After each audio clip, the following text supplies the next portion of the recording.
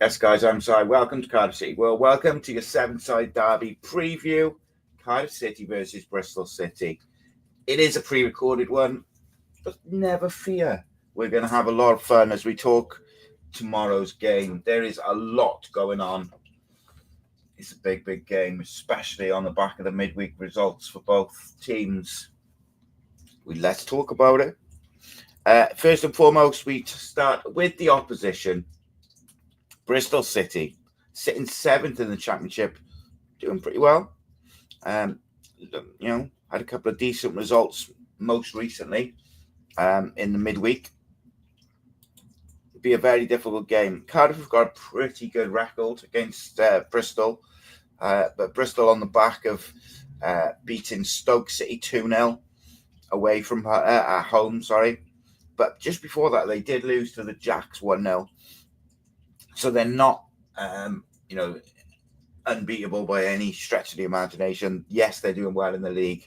The most recent games, they drew with Oxford, lost to Swansea, beat Stoke.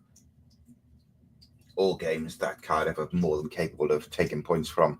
So I think it's one of them where you've got to look at it. Cardiff need to be up for it. Cardiff need to be starting fast and aggressive, which we will talk about a bit later. But let's keep the focus on Bristol for the second. They're obviously very much looking to get towards the playoffs. Bristol, they're doing very well. Like I said, they're 2-0 victory versus Stoke in midweek. 2 goals by Anis Mehmeti, who's banging form and looks a bit of a player, to be quite honest. It's interesting because they do like a 3-4-3. Not always, but they do like a 3-4-3. Viner, Dickey, Roberts is the preferred 3. And they've got some really good players. Scott Twine is a player that Pan on the channel said last season that he'd really like to get Twine on loan or look to sign him, actually, when he was out of favour at Bristol. He's back in favour. He's playing very well off the right. Very dangerous player. They have Mehmeti, who I just mentioned, off the left. Armstrong through the middle. That's 3 dangerous players in those attacking areas. And they have a couple of other players who can be quite dangerous. I quite like Hirakawa. He's quite a good player. I really like him. So Cardiff will need to be at their best. But home game, big crowd. If you're Cardiff City, you've got to be looking to be up for this. And if they can replicate the same aggression, determination, work rate, defending, etc., that they did against Swansea in the recent home game, then there's no reason why Cardiff can't come away with a victory here, because Cardiff do finally look like they've got goals in them, albeit they didn't have many most recently against Portsmouth, but we did have chances. We just didn't take them. It's been a strange couple of games, and to be honest, strange last 3, 2 in the league, 1 in the cup. Obviously, you've had that appalling result against Leeds, losing 7-0. Then a pretty good performance versus Stoke in the FA Cup. It was good at the start, good at the end, not so great in the middle. Good in the middle. But and then the Portsmouth game was so slow to get started, and you're 2-0 down after 20 minutes. Kind of fight your way back in a little bit, but then don't take your chances, and you're not clinical enough to get back in the game and maybe even go on and win it. Obviously a problem for Cardiff City. Manager Liam Manning of Bristol will be looking to get a result for Bristol at Cardiff. They haven't got the greatest record coming to us, certainly in recent years. A lot of draws. We obviously beat them last year. Bristol City will be targeting the back-to-back wins when they travel to the Welsh capital. So it's going to be interesting. They sit just outside that playoff positions, like I said. The Bluebirds obviously down in 20th. It's Cardiff need a result after that Portsmouth game. By hook or crook, they need a result. And after our little run post-Oxford, before the Leeds game, I sort of said we need to start adding performances to the results. And what I meant by that is the results have been quite good, but I hadn't seen a really complete performance from us, bar that Swansea game. So if we can start churning out a few performances alongside the grit and the grinding out of the results, that's when we'll really be cooking. The Bluebirds will have a few players, back in contention again. They will need to keep some of these players from Bristol quiet. So it'll be very interesting. But actually, if you look at the championship form of the last 6 games, it's identical almost. 2 wins, 2 draws, 2 losses for both teams. In all competitions, the last 6 games, Cardiff have actually got better form, having won 3, drawn 1, lost 2. So it's one of them. We won't be without Cardiff will be without David Turnbull, Ollie Tanner, Isaac Davis, Jesper Darlin probably as well, although we're not quite sure about that. Same with Mate. Australian international Alex Robertson will be a doubt, but we shall see. And then in terms of Bristol, Luke McInally is out for the season after he suffered an ACL. Cameron Pring and Ben Aranis both due out to injury. Naki Wells is pushing for a recall, though, having dropped down to the bench for the midweek win. So it'll be interesting how they go. I do think Naki Wells comes in for probably Armstrong, just to give them something different in that forward area. But in terms of their team, it'll be that 3-4-3. It'll be O'Leary in goal, I think. Viner, Dickey, Roberts. Sykes, Bird as your wing backs. Sykes and McCrory as your wing backs, most likely. And then Bird, Knight in the middle. I think Naki Wells comes in for Armstrong, Scott Twine on one side, Mehmeti on the other. And it's a very capable side with an attacking front 3. The rest of the side, I'm not like, oh my God, this is going to be so difficult for Cardiff. The attacking 3, I think, look like an issue for Cardiff. We have to be at it. But the way that Cardiff have defended recently is certainly, you have potential for issues against that front 3. I do like their wing backs in Sykes and McCrory. I quite like the way they go about their stuff, albeit maybe they're not amazing, but I do like the way they play. And I do really like Viner at the back. He's a very good player. So Cardiff just need to be on their toes for me. If we can start fast, get an early goal, I do feel like that momentum shift at home in front of a big crowd can be really beneficial for Cardiff, because we've spent so much of the recent games, even the games where we've got something out of, chasing the game constantly. Chasing games, 1-0 down, 2-0 down after 10 minutes or 20 minutes. It's incredible, really. It's a big game for Cardiff, make no mistake. There's 15 points separate these two teams. I don't think, when you look at the two squads, that it's anywhere near that. And actually, some would argue Cardiff have a slightly better squad. But as we've seen with Stoke City in the Championship for the last 10 plus years, doesn't matter how good your squad looks on paper, you have to do it on the football pitch. Cardiff haven't been doing it on the football pitch this year enough, which means that it's been problematic. The last 3 school results between 2 clubs: Bristol City, Cardiff City 1-1, 6th of October 2024. 2nd of March 2024 was 1-0 to City, Ruben Colwell goal. And 28th of October 2023 was 2-0 to Bristol. So, a Perry NG goal. Ruben Colwell scored in the other one, didn't he? But yeah, in terms of Cardiff selection, this is where I think, God, it gets really interesting again, because we do have a lot of choices. Certainly in the attacking areas, we have a hell of a lot of options. But one of the things which I think is the most problematic for Cardiff at the moment is defensively, we are leaking goals. Now, do you keep it the same as the Portsmouth game, or do you change it up and try and plug those leaks, or do you trust the players and try and go from there? I actually wouldn't be surprised to see Omar Issa switch to a 3 or a 5 for this game, because one, it matches up Bristol's system. Two, it just maybe gives them a little bit more protection in terms of the setup, protecting the defensive players and not exposing them. I think if we do go to a 3/5, then I think Gutas retains his place. If we go with a 4 at the back, I might be inclined to rest Gutas and go with Fish and Bagan as your back 4. But I think we'll go with the 3, to be honest. I might be wrong. I just have a feeling that that's what the way we'll go. I think we go with Gutas, Fish, Bagan. Fish will probably be on the right-hand side of it. Fish, Bagan, and Gutas as his 3. I think it's Chambers. And this is where it gets interesting. Do you go Chambers, Rawls? Because Rawls was excellent in the South Wales Derby, at home. Derby game, knows what it means. Chambers and Rawls. Do you go Chambers and Manswick if you want that bit of quality?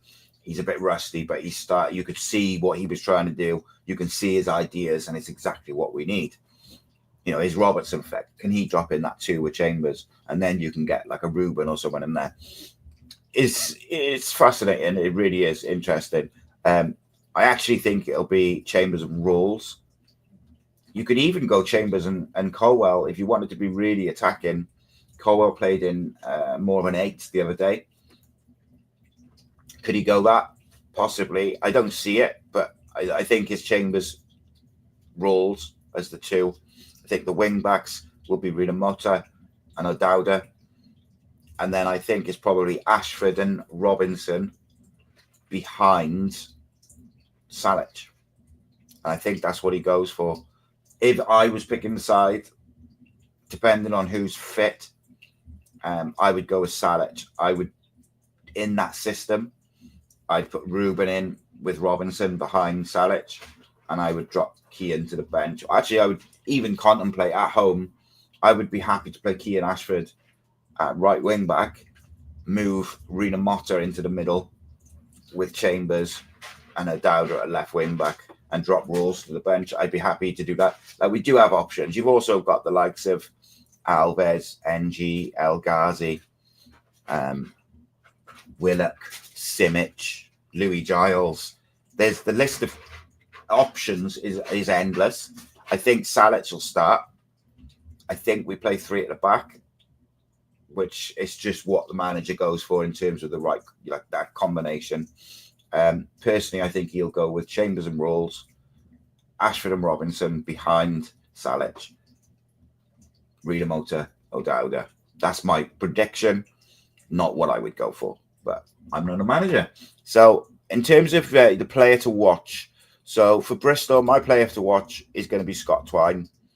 As I said, we were kind of loosely linked to him, and I know Pan on the channel really wanted Cardiff to go after him hard. Very skillful player, works hard, very dangerous on those breaks.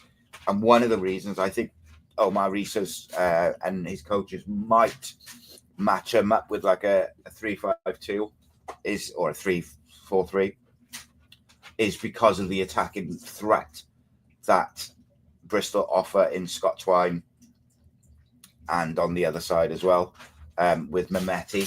So it's really problematic. So I think, which way do you go? How do you navigate that? I think Cardiff will go with a 5 at the back defensively, and then out in possession, try and push into a 3, simply to try and slow them down. Bristol, in terms of their wing backs, you've got McCrory on the one side. He's pretty good. You know, he put some decent crosses in. McCrory can cause some problems if you don't marshal him in the attacking third. I do think you can get at him. McCrory, like defensively, he leaves a lot of space. He doesn't get back in as a 5. And I think actually with Sykes as well, it's also similar. They don't always get back in a 5, Bristol. Like when they lose the possession of football, they're not that quick to get back. So yes, Scott Twine, the man to watch, dangerous against us going into this game, especially the way we've been defending against speed.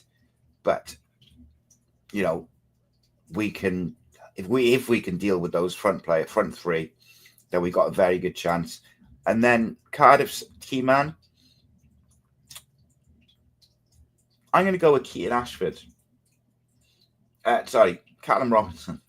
I just said I would drop Keaton. I would actually, Keaton Ashford, if you played at right wing back, he would probably be my key man. My key man, in the way I think Omar Risa will set up, is Callum Robinson. He's our goal scorer. He's our talisman. Generally speaking, in the big games, he's turned up recently. Turned up against Swansea, turned up previously. We need him to be at it. And if he's at it and he's running the channels, getting in those little pockets of space behind Salic, if that's the case, that's the way to do it. I just hope that Cardiff remember what got them to the dance in terms of, since the Oxford game to the Leeds game, what improved us? Well, it wasn't played out from the back. We got rid of that. And it wasn't just lumping the ball forward to Salic or Mate or whoever. And I say Mate because normally every time he comes off the bench, we just go long instantly. And against Portsmouth on Tuesday, as soon as Salic came on, we just lumped it forward, bypassing Colwell, Robinson, Alves, El Ghazi, all these talented footballers. Yes, we are direct, but they have to be good passes. Play it into his feet, then play off him. Play it down the channel, then play in the attacking third. Get it out to the wide players. Isolate the fullbacks and let them put some crosses in the box. El Ghazi on Tuesday, a couple of times had his fullback isolated and he crossed it from 30, 40 yards out instead of running at him and progressing the play and being direct and being aggressive. So that's something I would like to see tactically changing for Cardiff, is not just lumping it forward. We're better than that. We've got good footballers. You only got to look at the bench tomorrow and see the players that Cardiff leave out of the side in terms of technical ability. We should not be just lumping the ball forward, and we certainly shouldn't be doing it early on in a derby. Let's look after the ball a little bit and let's get going. Let's play, because Bristol are by no means unbeatable. It's a very winnable game at home if you're at it. And lastly, and most importantly, in my opinion, for Cardiff, they have to start fast. They have to start aggressive. Be in Bristol's face from the moment the game kicks off. We have to start this game like we began the second half against Swansea. Really how we changed about 20 minutes into the Swansea game. No time for them. Do not let them settle. In their face. Use the ball. Press high. Win it. And then be clinical with your finishing. That's the most important thing. And that's the difference between, say, the Swansea game and, say, the Portsmouth game. Against Swansea, we had 3 chances in the second half, plus more. But you know, they took those chances. Callum Robinson was absolutely clinical against Swansea, twice in a minute. And that's what we need to see against Bristol on Saturday. High press, high aggression, controlled aggression.